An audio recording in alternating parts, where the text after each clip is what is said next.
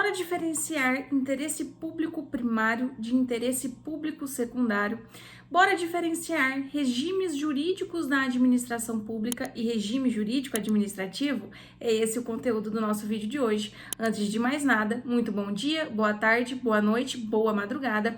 Curtam o vídeo, comentem, compartilhem, bem como, caso não estejam inscritos no canal, se inscrevam, acionem o sininho, porque sempre que a gente trouxer conteúdo novo, você será devidamente notificado ou notificada. Bom, meu futuro amigo, minha futura amiga, policial civil.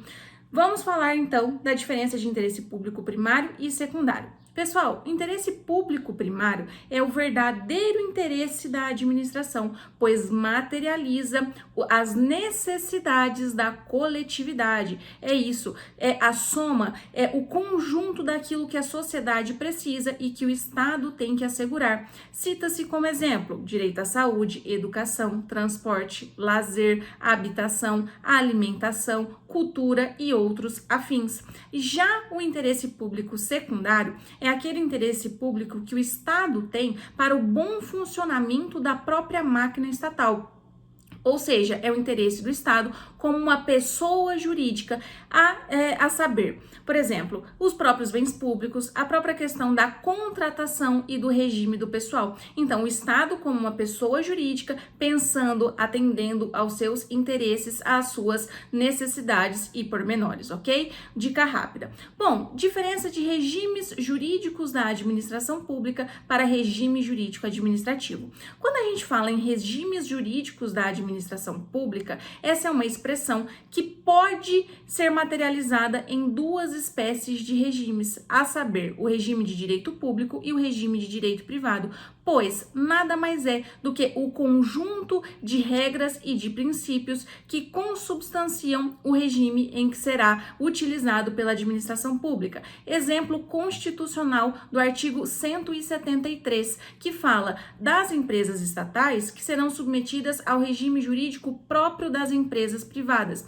Isso significa que, neste caso, haverá a incidência de normas afetas ao regime jurídico de direito privado. Mas, quando a gente fala em administração pública, nunca será integralmente regido por normas de direito privado, pois haverá uma derrogação parcial por normas de direito público, ok? Entenderam isso? Já quando a gente fala sobre regime jurídico administrativo, a gente está falando sobre o conjunto de regras e o conjunto de princípios afetos ao regime jurídico de direito público, pois materializam, pois consubstanciam e definem limites, restrições, bem como privilégios da administração pública no trato com os particulares, então configurando essa relação vertical que existe entre a administração pública e os particulares, ou seja, materializando e designando essa desigualdade existente da administração para os particulares, ok? Essas restrições ou esses limites existentes para a administração pública existem justamente para assegurar e proteger os particulares. Exemplo é a própria existência de princípios constitucionais expressos no artigo 37 da Constituição, que a administração deve observar no trato ali com o particular no seu atuar. Legalidade, impessoalidade, moralidade, publicidade e eficiência. Já os privilégios conferidos à administração pública existem justamente para que a administração consiga executar os fins que lhe são próprios e também para fazer jus à supremacia do interesse público frente ao interesse particular. Exemplo disso, exemplo desses privilégios, consistem justamente na expropriação, na materialização do poder de polícia e afins. E aí, entenderam? Dica muito rápida que, portanto, não dispensa uma leitura atenta e aprofundada da doutrina nessa temática, ok, pessoal? Abraço, bons estudos e até a próxima!